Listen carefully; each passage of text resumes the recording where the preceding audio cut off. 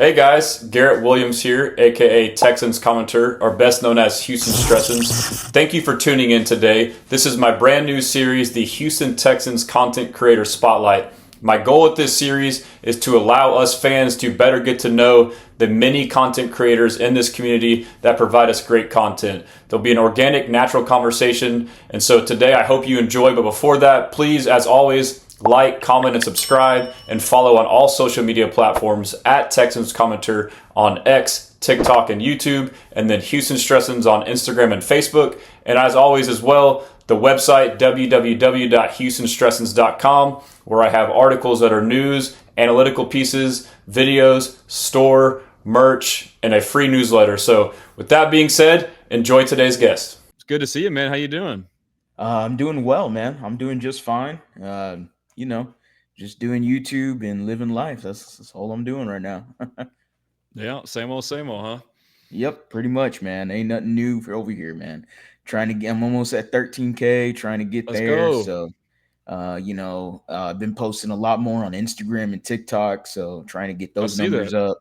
up. So the numbers are pretty good right now. So, trying to capitalize on that upswing of momentum right now. Yeah. So yeah, that's all I do, man. You're crushing it. Go ahead and shout your stuff out real quick, and then we'll plug at the end as well. Yeah, man. At the lead underscore HOU. That's where you can follow me on any platform: TikTok, YouTube, Instagram. Those are the main three that I use. And obviously Twitter, of course, or X, whatever they call it now. Yeah, now I use all four of them primarily. I'm try to drop as much Texans content as possible, getting some Astros and Rockets stuff. I know I haven't gotten as much content as I want for the Astros and Rockets, and people in even in this comment section have called me out on it. So yeah, I'll definitely be trying to get back into the swing of things, doing some more Astros and Rockets content. Hey, I feel you, man. I mean, like the content for Texans alone is endless, so it's kind of hard to do it Yeah, all. But especially like, I mean, the NFL, it's like 24/7, bro. Like the season ends, and you're like, okay, cool, I get to take a breather. It's like, nah, dude, you got combine, draft, yeah, free agency, like all this stuff, man. So but yeah, so as far as the series, I kind of briefed you on a little bit, but it's just, the main purpose is to kind of get people to know other content creators, such as myself, or such as you. I'm sure most people here know you, but with that being said, if you don't mind, just kind of give us a background, however you want to do it, just kind of, more about you and how you've done what you're doing with this. yeah, sure. I mean, I my name's Harley. Okay, I'm from Houston. I've been born and raised here in Southeast Houston, around 45 South, for my whole life. So yeah, I nothing nothing new here. A lot of people know that already, but a lot of people know that I also have a YouTube channel. I started the YouTube channel. Oh man, let's see. I already have it open right here. I could take a look real quick. I started it in 2020, and I remember I did. It was around February. I have a good friend of mine. His name's Hasiel. Great friend of mine. He had a great magic YouTube channel. He used to do Magic Mondays, and he actually he had a video that almost got 1 million views just off a magic tutorial. Wow. Those tutorial videos, man, they do great. So the Yeah. algorithm loved it. He had 8,000 subscribers, and then he stopped. He wanted to do some other stuff, and life brings different platforms and different paths. So but yeah, and I was like, man, I was always interested in doing it. My first ever video was with Ruben a long time ago. We did a free agency breakdown video with me, a good friend of mine named Tapia, and Kenneth the Messenger, who was on there, Nice. and then Ruben. And it's embarrassing because it's like I have the hat the other way, and the hat is literally covering my face like this the whole time. So it looks like I'm one of those anonymous dudes that you see at investigations. And then, and I'm like, I rewatched it. I just saw it like a few years ago, and I was like, why did no one ever tell me about my hat? Like it was funny, but I loved it. I love talking. I mean, I've always been pretty into Houston sports. My dad's a big Houston sports guy, so all the way from the Oiler days to till now, and so I kind of just followed the same path. I always wanted to talk Houston sports. I didn't go to college, but I've always thought that maybe this is my path to someday getting credentials and getting some sort of media pass or whatever it is. That's always been another goal of mine besides just building this platform. I never knew it was going to get this big. I always thought it was just going to be whatever. I might get 1,000 subs maybe, in 10 years. And it's been 5 years and I'm almost at 13,000. And it's been a lot of fun, man. I enjoy every single moment of it. That's basically it about me. I don't know what else to add in there. No, that's awesome. That's the answer I wanted to hear. And like I've kind of learned just from knowing everyone and meeting everybody, and then kind of hearing the individual stories. Like I think we all kind of have a similar story. Like the main thing is like we just love the Texans or love Houston sports, and it's natural and organic. So, and I think because of that, it provides great content. Like we're all passionate about this. Like you talked about grinding, posting all this content. Like I'm doing the same thing, but like we couldn't do that if we didn't care. So I think that speaks volumes about it. But, I guess I'll lead off with the first question that I kind of asked AD, since it's been a while since I've caught up with you and your takes on things. How do you feel about the offseason so far for the Texans? I'm pretty content with it. I think that's about where we can stand on with the Texans. I'm content with everything that's happened in the offseason. I don't think there's besides the CJ Gardner Johnson move and the trade value from that, I think the value alone that you got from getting a guy that would have been cut in Kenyon Green and getting a CJ Gardner Johnson who had 12 total interceptions in 2 years with the Eagles. That's the value there is extremely high. But overall, I think I'm pretty okay with what's going on with the offseason. I don't necessarily see anything where I'm going, wow, I can't believe, there's always that one free agent signing where you go, why did we sign that guy? Like a lot of people were with Lonnie Johnson last year as it kick-started free agency. Why did we sign Lonnie Johnson? Not that guy, not that bum, and thankfully last year's free agency was a very much a big swing for the Houston Texans. And, but so far I think it's been all right. Tunsil trade, hey, it is what it is.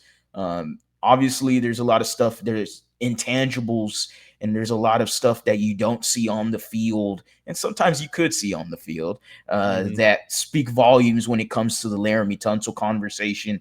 And I understand the national media perspective. Like I get you put yourself in their shoes. And it's like, they had the worst O-line in football and they traded the best pass protector on their team. How can they do that? It's absurd. And I'm like, okay, yeah, I see what you're saying, but ultimately they don't understand the context behind it, and I get why you have content creators and other NFL media members going, what is going on in Houston? Can you believe they traded away Larry Tunsil and that? So I get the crazy take that they want to spew there, but ultimately I'm like, okay, well, let's really, dissect this and go, okay, the intangibles weren't really meeting what D'Amico Ryans wanted out of his offensive line, out of his offense in general, compared to the defensive side of the ball. So yeah, there's a lot there with Laramie Tunsil, but overall the offseason, which was the original question, again, pretty content with it. Yeah, and I guess talking about the Laramie Tunsil trade, there's been 2 or 3 moves where I've noticed this is a new D'Amico Ryans. He's kind of gone scorched earth, and it all started with him that first press conference after the loss to Kansas City, where he kind of unprovokingly said that I'm going to evaluate everybody and hinted at maybe Bobby Slowick might be fired. And then I thought for sure he said he would spend a week to think on it. Oh, he'll be fine. He's not going to fire him. It started with that firing of Bobby Slowick. Once he did that, I'm not sure how you felt, but I felt he's a loyal guy. He's, that's one of his downfalls. And ever since then, he's shown okay, he's done being Mr. Nice Guy. So it started with that. My immediate thought was who's next? Who's he going to trade or cut? And then we traded Tunsil, which I think most of it was cap, but I think it all goes in together. If you don't fit what you need as the leader, I think it all is relative. But it's got me thinking anybody is on the chopping block, and I think it sends a loud message. So I guess on that topic, like, what are your thoughts about that? Do you like that? And then do you suspect that if there were to be any other pieces moved on from, who could be next? Yeah, I mean, immediately I used to be a manager at a grocery store, Seller Brothers. Shout out to Seller Brothers. And I was a manager there, and I had a boss there. His name was Cedric. He was a store director there. And he used to always tell me, you get the best results out of people that are in the most uncomfortable situations. and and I've always remembered that because I'm like, what do you mean? Like, if I'm uncomfortable, I don't want to work there, But when you really add context to it, it's like, oh, well, shoot, if people are like really looking at, oh crap, I got to get this going in order to keep a job. Like, I need this job. A lot of people need the job, depending on the pay or regardless of the pay. They need the job just in general. They need some sort of money in order to pay the bills. And, not that he made the work environment crazy or, super uncomfortable, but you get people moving, you start talking, and people are going, oh shit, I need to get it going. I need to get my ass moving. I need to start working. I need this job, and that's ultimately what I felt with D'Amico Ryans is, hey, okay, you don't want to do the job? We'll find somebody else that can do it. And it's been a next man up mentality here in Houston as well with D'Amico Ryans. Regardless, I mean, we saw last year with the linebackers. Hi, Christian Harris, you want to be hurt? No problem. Aziz Al-Shair, you want to get hurt too? No problem. We'll just go into a Packer game with Neville Hewitt and Jake Hansen. And literally the first drive of the game, Neville Hewitt tip pass from Jalen Petrie, interception, almost runs it all the way back. Neville Hewitt had himself a hell of a few games as a starter with some snaps there. And as well as Jake Hansen, who played his ass off, and you get the best production out of them guys. A, they want to play for your head coach, and B, they don't want to lose that job, right? And shout out to Neville Hewitt, man. They did replace him though. But regardless, I love this. I didn't expect that either. I did not expect them to get rid of Bobby Slowick. And that's a great point by Brandon there. That's a great point. It's a great Brandon says, why didn't the national media ask why Texans had one of the worst run games every year the last 5 years with Tunsil and Howard out there? Yeah. Yeah, with the Bobby Slowick thing, I was shocked. I really was, because, it's the loyalty thing for me stemmed from, okay, D'Amico Ryans is a Gary Kubiak, Kyle Shanahan guy. Gary Kubiak was the coach of the Houston Texans. He was extremely loyal. We had a defensive coordinator named Richard Smith. You had to get rid of him. Didn't really happen until he finally moved on from him with another defensive coordinator named Frank Bush. Shout out to the former Houston Oiler, Frank Bush. Sucked as a defensive coordinator. I mean, absolutely horrible. And you stuck with him for 4 to 5 years until Wade Phillips' blessing came, and Wade Phillips got fired by I believe it was the Dallas Cowboys at the time. And Wade Phillips came on over and changed the entire defense in one offseason and drafted some guy named J.J. Watt, which was very helpful as well too. But at the same time, even moving with that, like Gary Kubiak had an offensive coordinator named Rick Dennison that fans wanted to get fired. And Rick Dennison at the time was, I don't know if he was the play caller or not. I'm still a little too young to remember that, but I know fans were calling for that man's job because the offense was struggling at one point. And Kubiak is a very loyal guy. And because D'Amico Ryans played underneath Gary Kubiak, Kyle Shanahan is very similar too with his loyalty.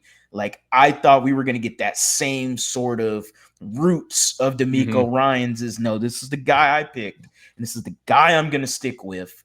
And that's what's going to happen, because with loyalty also comes stubbornness. And that's something Gary Kubiak showed here, immediately getting here and saying, no, I'm going to stick with David Carr. That Drew Brees, guys, F him. That guy, his arm's a shish kebab, screw him. And that didn't obviously work out, and he ended up trading for Matt Schaub. But that's what I thought D'Amico Ryans would be. I thought he would be somebody that's just super loyal, a little bit stubborn, and this is my way, and this is how it's going to work. So yeah, I was shocked that it happened. I was glad that it happened. I thought they needed a jolt and a different leader on the offensive side of the football And I thought a great point I just never even thought about. I thought a great point Landry Locker made was Bobby Slowick was never a positional coach. Yep. I never even thought about it. You Yeah. know, it just escapes you. You just think, oh yeah, he's offense coordinator. And like it's a great the it's fast a track great isn't point always when a you look good at thing. his history, his coaching history. He was some PFF stat nerd, and he's got a family history in terms of coaching, and he's just this guy that works on the offense side of the ball, worked briefly defensively, then switched over to the offense side of the ball. Kyle Shanahan loves doing that with all his coaching staff. And did the same thing with D'Amico as well. D'Amico worked briefly on the offense side of the ball before going to the defense. Same thing with Mike McDaniel. So, it's very interesting that Locker brought that up, and I'm like, he's lying. And I had to Google it, and I'm like, this dude never really was a positional coach. Like, the importance behind that is something we just all overlooked. Like, we were just hoping he was this whiz kid, that could come in and obviously, hey, the rookie year with CJ, I think they didn't know what they got themselves into. Felt like a baby that learned how to walk and wasn't supposed to be walking yet. And you're like, whoa, man, dude, this is amazing. Like, this is easy right here. And I Bobby was agree. like, NFL biz, this is pretty easy, man. This ain't Yeah. nothing. And then that second year slapped him in the face. And it was like, oh my God, I have 3 wide receivers and I don't know how to actually make different formats and different schemes for all 3 of my Adjust or receivers. adapt. You know what, Tank? You're just gonna get on motion, and we're gonna throw you the ball and hand it off to you like a running back every time. How you like that, buddy? And he never got any production, and it was just very confusing, the different schemes that Bobby Slowick was having at the beginning of the season. I blame him for the lack of production from Tank Dell at the beginning of the year. Yep. I really do. And I'm glad that finally because I got a lot of heat for saying that on my YouTube channel. Oh no, Tank Dell just sucks. No. He was balling out in the KC game before he got hurt. Yeah, there we go. And you know what? And you know why? Like, we watched that game together at the watch party. But like, my observation was like it was a concerted effort where they schemed plays where he was like the primary read.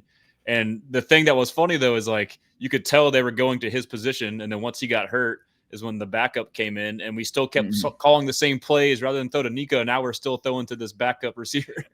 Yeah, it was not pretty. It was not pretty. But yeah, man, I would say I was pretty shocked that he got rid of Bobby, but I was also delighted that Bobby was also gone from this team. We could finally advance in some sort of we don't have to shoot ourselves in the foot first and second down. And then you're looking at third down going, and 3rd and 13. Hey, CJ, you call the play, bud. And I'll take this one out, man. Well, this kind of like makes me realize something too. Like, I know, like, we have little patience and want to win now and like want to win the Super Bowl and all that stuff. Sure. But like, we have to remember, like, D'Amico Ryans is a first-time head coach. So maybe some of these things we thought about loyalty, this and that might have been true, but he's still learning himself. Like, hey, I can't do that. Like, I need to be, this and that. So like, and like all we can ask for is like we see growth. So like he's definitely shown growth in that regard. And another point too, like I've kind of thought about as well, like as far as like building a long-term sustainable contender, and like we've kind of seen it with the swarm culture, it takes time for that coach to get his guys into like the building and have 1, 2, 3, 4 years stacked on top of each other. And next thing you know, 80-90% of your roster is that. Like, so in the Laramie Tunsil instance, I mean, he must have been conflicted because he preaches swarm mentality, and the captain leader of your O-line by, play, I guess, by status and pay, Laramie Tunsil doesn't embody any of it. So he's probably torn, like, I want to move on from this guy, but I can't because he's good. So yeah, I guess, the swarm culture is a great thing. And I think we're good for years to come. What are your thoughts on the swarm culture? Oh, dude, come on, man. Come on. You swarming? Oh, big time, man. Everybody's swarming. I love it. I love the mantra. I loved when he talked about it in his introductory press conference, and I was like, swarm. Interesting. I love that introductory press conference. I remember myself and Patrick Storm immediately got on Spaces, and as soon as the introductory press conference was over, and Storm was like, "So, how you feeling about it?" And I was like, he's gonna win us a Super Bowl, man. And Storm was like, okay, let's calm down a little bit. This was before everything happened, obviously, with CJ and trade up. But yeah, no, I love the swarm mentality. I love it, man. I love everything it stands for. I love that the culture it breeds. You're breeding competition right now. That's exactly what you're doing. And the swarm mentality is all over the defense. But it was pretty obvious this previous season that it was lacking on the offensive side of the Mm-hmm. football. You saw a good glimpse of it your rookie year with CJ Stroud and them. You're like, oh man, this team's really believing what D'Amico Ryans is selling. But then this previous year, you could tell the defense, they drank all that Kool-Aid and they didn't leave any for the offense because my goodness, the offense was not swarming unless you had a few drives here and there, too inconsistent. The second halves were horrible. It was tough to watch sometimes as a fan because it really upsets you. It's not that it's tough to watch. It's really like, damn, I know they're better than this. Like we They were know better they're better last than year this. with the makeshift O line. That was the mentally, like the mental part of it. Like we all expected, okay, we got all of our starting high paid, high drafted Yep. guys back. We're going to be badass. Yeah, I mean, I was there at the Steelers game with me and my dad watching that game live because we wanted to see J.J. Watt get that Ring of Honor induction, and we were delighted with a treat. We did not expect the Houston Texans to drop a 40 bomb on the Pittsburgh Steelers ass. And my dad hates Steelers because he's a diehard Houston Oiler fan, so he's got that Pittsburgh Steelers hate still in his heart. So he definitely loved whooping there. I mean, it was fun because there was a bunch of Steelers fans around us, and then when we started just whooping ass, man, they fled. They left quick. We looked around us and we're Terrible like, hey, towels. man, damn, we're the only people in this row now. Like, And they travel well too, huh? They packed that place out. yeah, they do. Steelers fans, man, they travel. They travel good. You're great fans. I can't lie about that. Yeah. But yeah, yeah.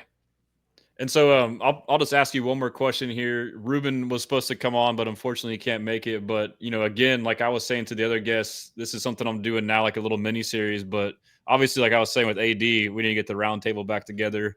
It's Yeah, been a while, so it's good to talk ball with you. But hopefully, I can have you on, at a later date, like for a more extended period of time. But no problem. before I let you go, I guess draft is coming up. I guess just give me overall thoughts, like some names that you would like to see us draft, or names that you think the Texans may draft. Yeah, I just posted a video. Yes, was it yes? No, today. I just posted a Okay. video today. I had 5 NFL draft prospects to watch. Somebody to keep on your radar. Not saying that the Texans would draft them. I would say that these guys, I would ensure that the Texans would take a look at it, some way, shape, or form. When I look at the draft overall, I looked at the whole entire NFL, like the combine meets, and I screenshotted everyone that was with the Texans. There was about 30 in total from what I saw that was reported on Twitter and X. You had you had 24 of the positions, right? Or 24 guys, 3 positions, excuse me. There was 3 positions, 24 guys, 8 of them running back, wide receiver, 8, O-line, 8. So that's the positions the Houston Texans met with at the NFL Combine, all tied right there. Conveniently, the NFL draft is very deep with the running back position, the tight end position, and the defensive tackle position. It would not shock me with the Texans having 4 picks within the top 100 that a running back is not picked for the Houston Texans. Where does that leave Really? Dameon Pierce?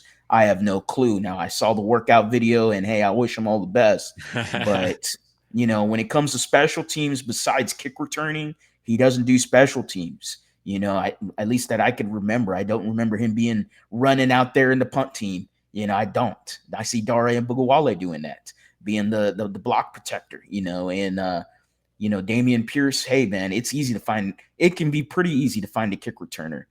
You got a wide For receiver out of sure. Sam Houston State that the Texans looked at his pro day. His name's Ife Adeyi, runs a 4.35, day 3 wide receiver, little short, sure, 5'8", 190, I think it was. Look at you Super digging deep, fast, bro.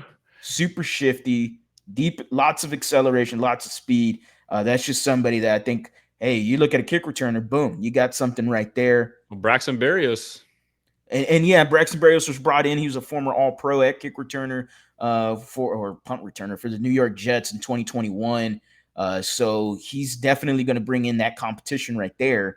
Obviously, you lost Robert Woods, so that kind of Braxton Berrios kind of fills that in.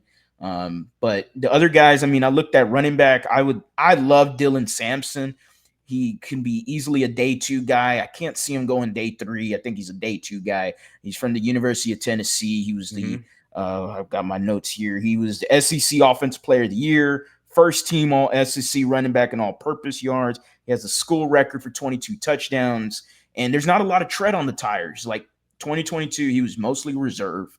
2023, he split carries. 2024 is where he started, and that he started all 13 games. He didn't get hurt. Not a lot of tread on the tires. He's about 5'9", 200. Sure, a little short in terms of the height, but he can both run and he is a damn good receiving back as well. That's something I would not mind the Houston Texans to take a look at is Dylan Sampson. Tennessee running backs on Houston tend to do pretty well. I mean, you had one in Arian Foster, and let me tell you, the jump cuts that Dylan Sampson makes, oh, buddy, I know he's not as big as Arian Foster, but man, those jump cuts. See, and that's the only thing is, I don't know what I don't know necessarily. Like, I have an idea what Nick Caley is going to run here in offense, but Dylan Sampson fit that inside zone, jump cut, one cut kind of running back. What is Nick Caley ultimately going to have here offensively? Like, I know we're supposed to be maybe a little bit more gap team, but that's where draft is exciting to me. I guess, like this offseason, you can kind of have a clearer picture off the pieces he assembles around. But yeah, I mean, I think it's still ambiguous. But I guess my guess, like the one thing he did say is he's going to adapt to his personnel, which we didn't do. And if our personnel now looks like, big maulers up front that are gap scheme, it looks like a gap scheme blocking O-line. That would be my guess, but we still don't know for sure. So you're right. Yeah, so that's what I was looking at. I've looked at the combine now. The Texans with their combine, they didn't draft any of those guys that they met with at the combine last year. So, hey, I could be entirely wrong, and maybe it's just not working that way. But I just see the Texans met with Texas Longhorns linebacker David Gabenda right now. Aaron Wilson just reported Breaking that right news now. All right. Yeah, just some small news there. Texans actually had a local where he was invited to the Texans local prospect day. Excuse me. Gotcha. Yeah, I like Dylan Sampson, another running back. I like Trevor Etienne a lot. Yep. I love me some Trevor Etienne. He could be a late day 2, maybe day 3 guy. Great hands. He reminds me of James White from the New England Patriots, and how coincidentally That's a great James comp White right there. Look at that. You've been digging in your James bag White today, right man. there worked with Nick Caley in the New England Patriots. Yeah, workhorse. And also coincidentally, Trevor Etienne's 5'9", 200.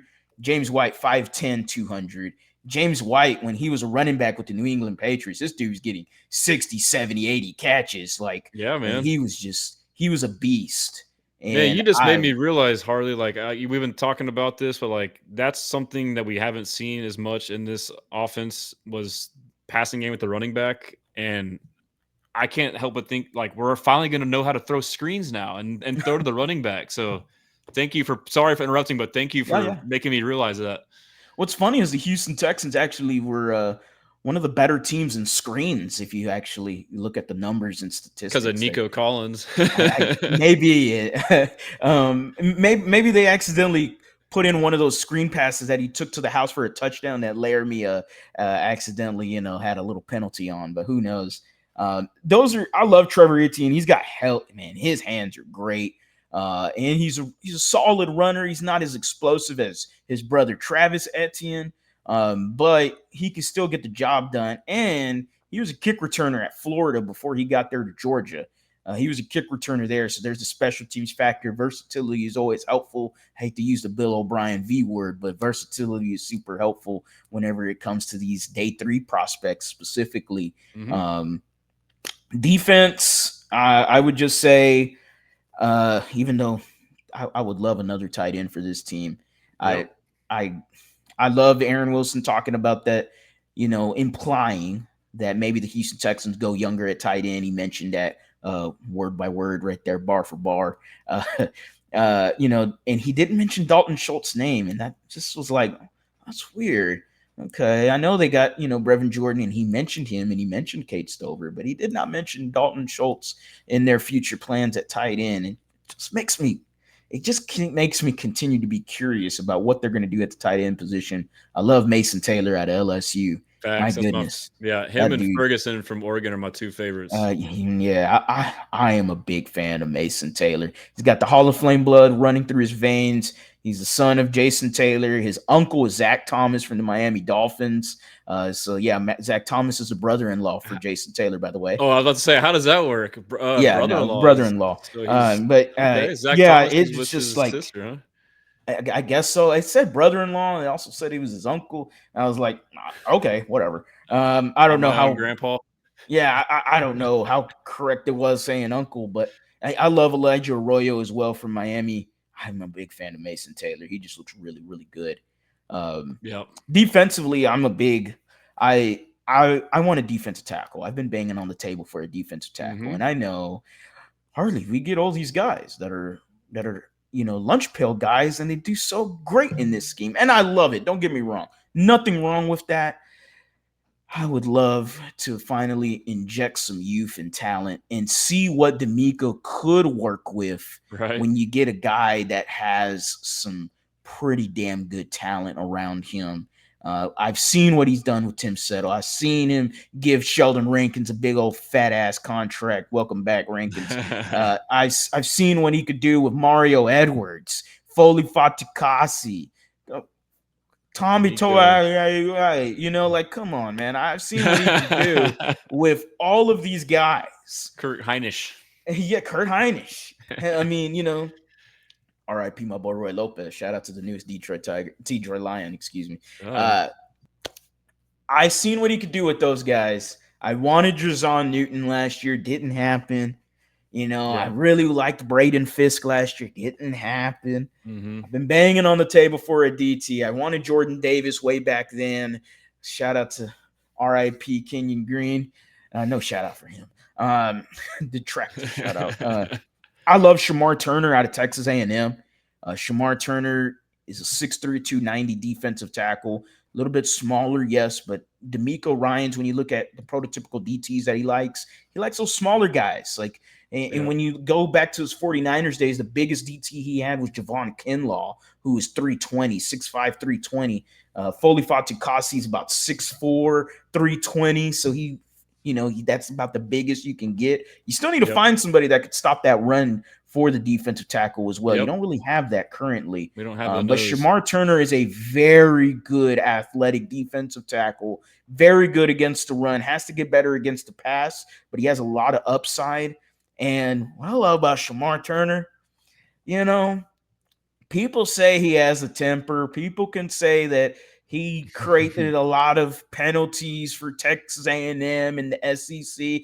And yes, they're absolutely right. They might say he has a temper. I say he is a swarmy individual that needs to be molded by the graces of the God himself, D'Amico Ryans. That's exactly what Stephon Diggs was, right? I mean, like it takes like a stable environment and a strong leader to like kind of like Diggs. Know how to he used Stephon Diggs's energy and passion for good and like channeled it and like it worked out great. So yeah, I mean, I used to be like like think that these things wouldn't happen, but he's showing like, okay, I can take these quote unquote risks. I mean, we took a shot on Deontay Johnson, it didn't work, but we tried. So yeah, I mean, I can see it happening. That's crazy.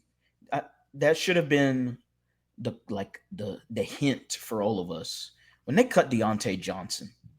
Like, I was like, hey man, I know that he didn't really fit the team environment and whatnot, but yeah, we needed a receiver. Like, I kind of was like, hey. And he looked damn good too. I was like, can we just wait? I mean, I wonder like if we somehow like squash that and like could he have helped us like play better against the Chiefs? I mean, I don't. And what I laugh is, I'll say it, whatever. What I laugh is, media members had no problem with that. They didn't say nothing. And then you got Laramie Tunsil get gone. No, somebody that was okay, reportedly okay with the locker room and everything, but ultimately, you can't sweep under the rug the intangibles that came with Laramie Tunsil. You can't just sweep it under the rug. You can't just report what you know and what you want to report because you're buddy with somebody. Who gives a shit? Who gives a fuck?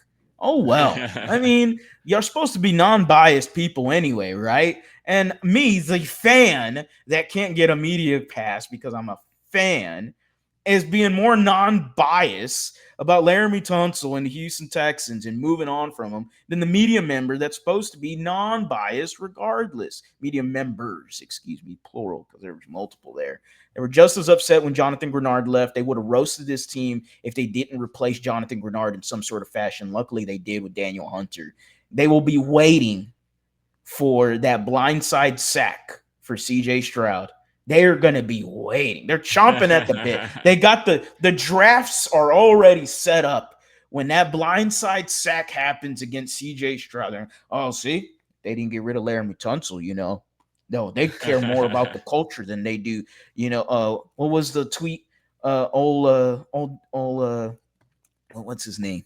Oh man, I forgot the guy's name. He's kind of a bigger guy, but he's a Houston Texans fan. I forgot his damn name. He does a lot of film breakdowns on YouTube. I forgot his name, but he basically tweeted out a picture. Kevin Durant said, "Is culture gonna help you Brett guard Steph Coleman. Curry?" Yeah, Yeah, and I he feel like put the his people that like were like that, they don't know the team like us. Like we like when we watch this shit every day. Like, and again, like I don't think that's the sole reason why he was released. I think it was more no, so Cap, but like in the end though, like it all goes together. Like if if his cap is super high, but if you didn't have all these other issues and were like you could be justifiable at that number. So like it all goes together, you know. you can't sweep it under the rug. Like that's just what Yeah, it is. You yeah. know, yes, the cap and yes, everything else. It makes a lot of sense. I get it. We got to pay other guys. I understood that. But then when you take a look underneath the rug and you're like, whoa, why is there a bunch of dirty plates under here? What happened? You know, at some point you got to go, oh, well, you can't sweep that under the rug. And what's under the rug was the intangibles of Laramie Tunsil with the willingness to continue his pursuit, continue that second block into the next level, Yeah. helping teammates out, helping CJ Stroud out. Like, and you know, it is what it is, man. And a big part of that too, like we talked about as well, like in my opinion, like he was like the de facto leader of the O line just based off of, stature from like pay and, and like, but as a result, like, all that stuff, like if you do have plays where lack effort, like that can't come from you because now it bleeds over. And he was like the vet too. So, I mean, like, if he's doing things a certain way, then it sets a precedence like, oh, I can do that too. Yeah. So I think it all factors in, but yeah, so we kind of ran a little bit longer. I guess I could talk all day with my guy Harley, man. It's been a minute, Cool. but yeah, I guess it kind of checks out since Ruben didn't come on. But I can. I'm trying to think of another question. I usually just kind of wing these things. I feel like it's better when it's just improv. But yeah, so let me try to think of a good question. How about you think of a question for me, and I'll think of a question for you in the meantime. Let's see. Sure. Or you don't Okay. have to. This isn't about me. I was just trying to buy myself time. No problem. Oh, interesting one. I had someone. Man, damn it, I forgot his damn name. But someone asked me on a comment and was like, "This is gonna trigger some people." Ben Saul's kicker, Pittsburgh. I think it was Pittsburgh. Yeah, Pittsburgh. I had someone comment and go, "Should the Houston Texans take a look at Ben Saul's the kicker out of Pittsburgh?" And I was like, "Why? We have Kaimi Fairbairn." And I went, wonder how much it saves money. I never looked into it and everything, Yeah, but it's I've kind of been calling it interesting. out. So let me And pull. Have you seen it? and somebody commented that on my YouTube channel like 2 days ago, and I was just like, that's actually not a half bad idea. I guess, I know a lot of people feel indifferent right now because Kaimi Fairbairn's missed extra points and whatnot, and ultimately I still think Kaimi Fairbairn's one of the better kickers in the NFL. It'd be tough to replace that immediately with a rookie kicker. You're putting a lot of pressure on him. You better hope he's the next damn Steven Gostkowski or Adam Vinatieri or something. But Ben Sauls is a really, really good kicker out of Pittsburgh, apparently. And very accurate kicker, has some power behind it too. One of the best kicker according to any of the draft analysts. So yeah, that was just a random question there. Yeah, I mean it's interesting. I mean, like with Kaimi, like he's like we all know he's one of the best kickers, but I guess it's been a couple years now. Like for the other side of the argument, like he's missed some clutch kicks and some clutch games. I guess small sample size, but outdoor weather hasn't been great. So I mean, and now like you coupled that with the fact that we talked about D'Amico suddenly is showing that like he's willing to do him and Nick like random they've idea. sent a message like they could do anything at any time. But I've been looking at like if you go to overthecap.com and like click on teams, you can like on the right drop down menu. Here, I'll just share the screen real quick. Sure, you can like look at like different ways to save money, and so I was kind of looking at this as we were going through some stuff here. Let me see if I can get our faces on here still. No, you don't. There we go. Yeah. So if, for your knowledge, Harley, if you see right there is like a drop down menu, you can do like if you cut them pre-June or cut them post-June, it'll tell you like the column of like the dead money and then the savings. So basically, if there's more dead money and not savings, it doesn't make sense. But I think a restructure was one for Kaimi. So if we were to restructure him, we could save 1.7 million. Which if you restructure a guy, you basically convert a portion of their base salary into a signing bonus, which creates more dead money. So that you restructure guys that you want to keep long term. Extension was also an option. If you extended Kaimi, you could gain 2.7. But then I think if you trade him, Kaimi, I don't know if you get any trade value for a kicker. Is that very common? No clue. Probably not. Yeah, so it's like even. It's like 3 million in dead and 3.4 and some peanuts. It's all good. To look at cutting post. So if you were to cut post, you wouldn't be able to cut him. So that would be the only thing would be to trade him. But if you were to trade him, you would do it post June 1st, and that would be only 1.4 in dead and 5 in savings. So I mean, that is an option. Trading him. I don't know who trades for a kicker, but yeah, it was just a question somebody asked me, and I didn't get to it, and I was just like. And I wrote his name down because I was like, Ben, who the fuck is Ben Sauls? It's a decent joke. Yeah, it's like kicker out of Pittsburgh. Buddy's doing his homework on the draft, buddy. Where's the YouTube channel for you, commenter? And I was like, okay, I'll write it down. And, but yeah, I never got to it. And so I saw it right now on my notes that I wrote here. And I was like, well, shit, let me ask you. Oh, hell, why not? I didn't think that would. For the record, Chad, I am a Emi stan, but I'm just saying, like, me too. I'm just like, before, like, I thought everything was super conservative, like nothing crazy would happen, but like now it's like anything could happen, and it's like just because we hypothesize this stuff, and more so it's from the number standpoint, like, okay, like, does this make sense? Does that make sense? So, I mean, if anything, it sounds like if they were to do anything with him, it'd be a restructure or an extension, but yeah, man, that's all I got. I guess we'll just sign off together. But Harley, go ahead and shout out your stuff before we head out, man. Shout out to Zach Jatenzo. Just hit himself a bomb right now. Did he? Oh yeah. Didn't just hit Jordan hit one today made too? The opening day roster. What's up? Yep. And Jordan went yard today too, right? Yes, he did as well too.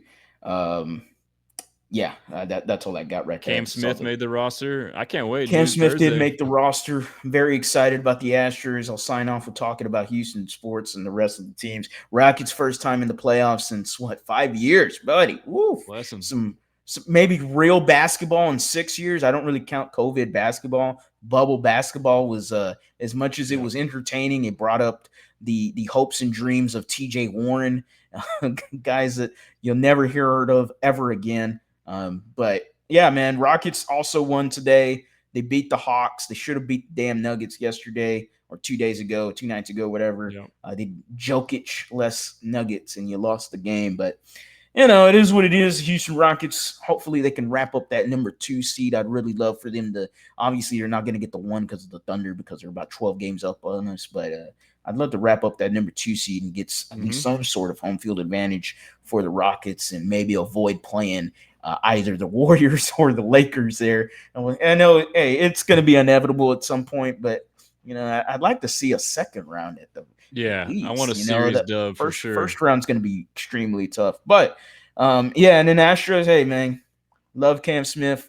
Glad he made the opening day roster. Someone was cutting onions when I saw that video between him and Joe Espada and his That was family awesome, coming in. Super awesome. I love the Astros. I should talk way more about the Astros because I'm more in tune with the Astros than I actually am with Texans and Rockets. What? Yeah, I didn't know that. Shout out to the Cougs, man. Who Hey, the? Bo Shout Diggity out to the Houston 713. Cougs. Shout out Bo Diggity. He says Rockets getting 50 wins. Do you think so? Why not? Let's go. Let's go get 50. Where are we sitting at right now? I believe 47. Oh yeah, and we got like 10 games left, or something like that. I think they're a lot for 50. I think they're 50. Man, I bet for them to make the playoffs and get over, it was like 41 or 2 wins. It cashed like the same day. So I'm about to place my bet MGM plus 600 odds. Cam Smith, rookie of the year, second right now. They got him second on the odds list, so they got him on there. He's already high. second. Yes, he's below Jason Dominguez. Jason Dominguez is the first one there to the Martian. So this is the counter argument. Like, I can't understand how people are so obsessed about like this year of control. Like, okay, but like you lose a year of control, but like if he plays at a rookie of the year caliber level, then it doesn't freaking matter, right? I mean, am I missing something there? Do I give a fuck about 2028? Like, I am trying to win the World Series, and look, I don't know if Cam Smith is going to be that guy to propel us into that, but damn it, he looks special. He looks great.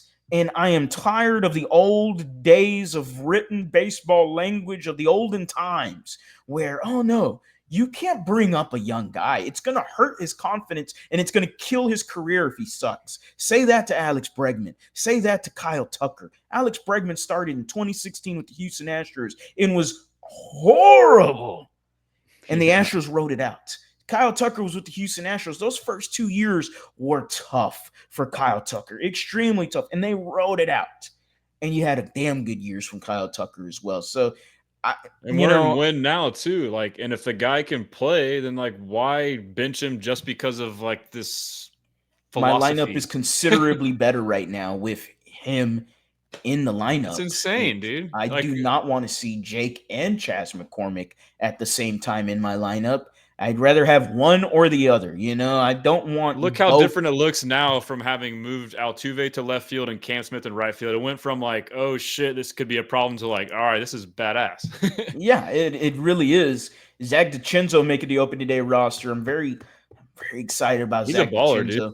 dude. He worked his ass off in spring training, worked his ass off in the offseason, really worked hard, grinded to learn the left field role.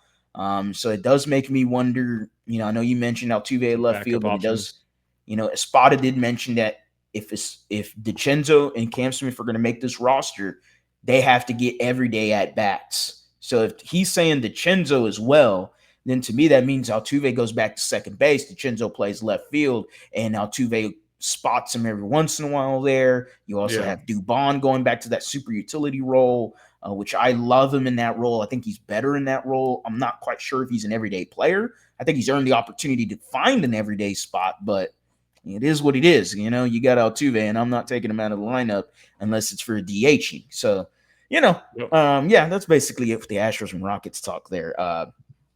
Y'all know what it is, man. It's at the lead _HOU. Y'all can follow me anywhere on social media. I like to talk. I'm an only child, so I just talk. I just talk. It makes it easy for me, man. Shit, I'll just ask a question and we're good, baby. I'm a talker. I talk too fucking much. I talk a lot too, man. I just get on these diatribes and get on these crazy little And I'm like, oh wait, let me get back on track. There's a whole lot of editing when it comes to my YouTube channel sometimes in videos. But yeah, man, at the lead_HOU, follow it anywhere on social media, Instagram, Twitter, YouTube, missing one, Instagram, Twitter, YouTube, TikTok. There we go. Almost at 1,000 followers on TikTok, trying to post more. That's all There it you is. go. I got to post more on Instagram Yep. and TikTok. Doing pretty well right there. I'm on the road to 15,000 subs. That's what I'm very excited about. I'm close to Attaboy. 13K. I'm trying to get to 15K. I'll get it before the season starts, but I really want to get to 20K before the season starts. That's Ooh. the ultimate goal, is to Make hit it to happen. that 20K, and then it's on from there, because it's just going to continue to grow. Again, appreciate everybody that's watched, commented, subscribed, liked, talked shit at me. I love it. Like, I love trash talk. I love it. I've got That's what so it's many all about. TikToks. I got too many TikToks where people were like, the Vikings game. Oh man, I talk so much crap. Sam Darnold is now the quarterback of the Minnesota Vikings, and I had something of it was a scared dog on a phone calling the NFL commissioner Roger Goodell to get Aaron Rodgers immediately to the Minnesota Vikings, because Sam Darnold is now the quarterback of the Vikings. And then Sam Darnold goes in there and drops a 40 burger on us or Tore us a something like new that. one. That And game, those that was the comments, beginning of the end right there. That was the the Vikings fan base found that video, and whoo, they had some fun on my TikTok page. But I love it. that's I trash hilarious. talk. I always trash talk. People hate it because they But say yeah, I'm if you dish jinxing the it, as long team. as you can receive it, you're good, right? I mean, that's what it's all about. People say I jinx the team. So apparently I have this incantation over the Texans, and hopefully my incantations and my hexes are in positivity this year, because the hex is like, hey, win a Super Bowl. Win a Super Bowl. So yeah, hopefully that's how that works this year. But yeah, man, I I talk to a camera for a living, and sometimes I hope it talks back to me. Well, I mean, with that being said, man, like I've missed all of you guys. Ruben couldn't make it, but I'm excited to get us all together again. But yeah, as far as me, guys, I mean, my socials, Texans commenter on Twitter and TikTok, and then Houston Stressans on Instagram and Facebook.